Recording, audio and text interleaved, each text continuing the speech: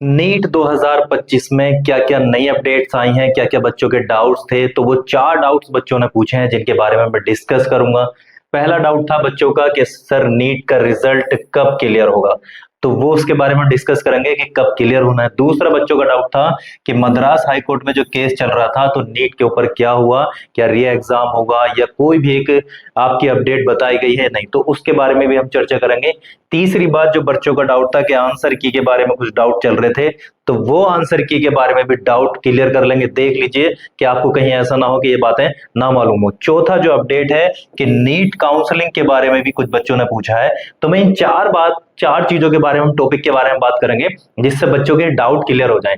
पिछली वीडियो में बच्चों ने बहुत अच्छा सहयोग दिया, अच्छा लगा, हमारे साथ जुड़िए, हमें सब्सक्राइब कीजिएगा, हम आपको हर पल की एक अपडेट देंगे। तो नीट में जो 4 चीजें आप बच्चों ने पूछी है तो उनके बारे में हम डिस्कस करते हैं। तो पहला हम जो डिस्कस करते हैं तो हमें पहली बात ये पता चलती है कि नीट जो है 2025 की ताजा अपडेट ये है कि रिजल्ट का रास्ता साफ हो गया है। रिजल्ट का रास्ता साफ क्यों हो गया है? क्योंकि मद्रास आपके हाई कोर्ट ने उस केस को बिल्कुल खारिज कर दिया है और याचिकाओं को खारिज कर दिया, जिससे इसका मतलब है कि रिजल्ट अब बिना रुके ही डिक्लेयर कर दिया जाएगा।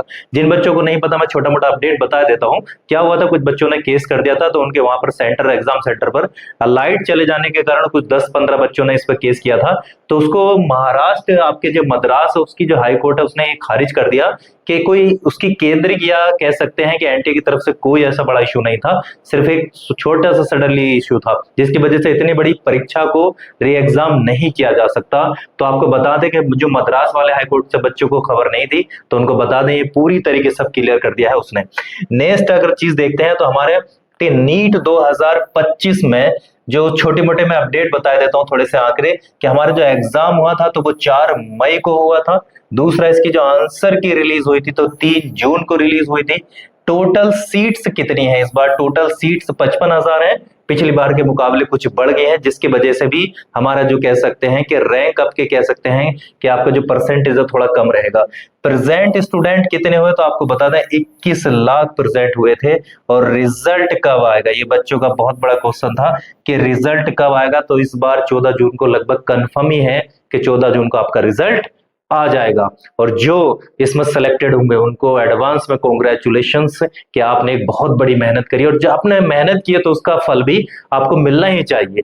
नेक्स्ट कंडीशन में देखते हैं जो बच्चों का डाउट था, तीसरा जो डाउट था कि सर आए नीट के आंसर की के बारे में हमें बताइए।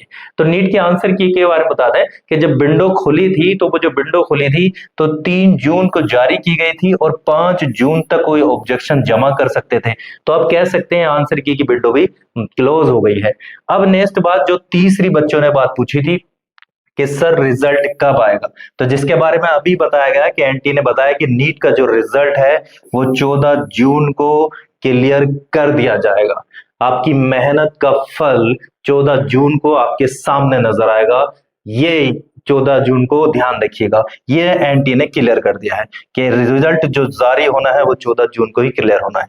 लास्ट जो अपडेट देखते हैं, तो जो नीट में काउंसलिंग होगी, तो काउंसलिंग के बारे में भी कई बच्चे पूछ चुके थे कि सर काउंसलिंग के बारे में बताइए। तो आपको काउंसलिंग के बारे में हम बता दें कि एमसीसी जो डेट्स हैं, जो शेड्यूल है, उन्होंने काउंसलिंग के बारे में बताया है कि जो शुरुआत में होगा तो वो लगभग जुलाई से चलेगा और आपको बता दें अगस्त के चौथा सप्ताह तक होने की संभावना है जो भी आपकी काउंसलिंग होगी। तो काउंसलिंग के बारे में कई बच्चों को डाउट था कि क्या होगा या कैसे होना है, तो आपको बता दें जुलाई से लेकर अगस्त के चौथा सप्ताह तक होने की संभावना है, जिसमें ऑल इंडिया कोटा होगा और आपके स्टेट कोटे के बारे में भी होगा। और जब ये रिजल्ट क्लियर होगा तो मैं आपको बताऊंगा कि कौन से कॉलेज में, किस स्टेट में कितनी जगह है, उनकी फीस क्या है, सारी डिटेल हम आपको बताएंगे। आप हमारे साथ जुड़े रहिएगा। नेक्स्ट जो लास्ट पॉइंट है, तो लास्ट पॉइंट में हमने देखा कि ये सारी चारों चीजें हमने कवर कर ली हैं कि रिजल्ट के बारे में कुछ डाउट थे, मद्रास हाई कोर्ट के बारे में डाउट थे, आंसर की के बारे में डाउट थे और काउंसलिंग के बारे में जो डाउट थे,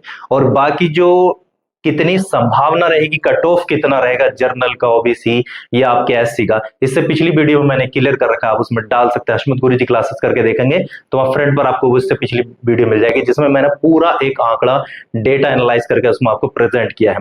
तो हमारे साथ जुड़े रहिएगा, चैनल को सब्सक्राइब कीजिएगा और आपकी ताजा अपडेट के साथ हम आपको पल पल की खबर देते रहेंगे। Thank you.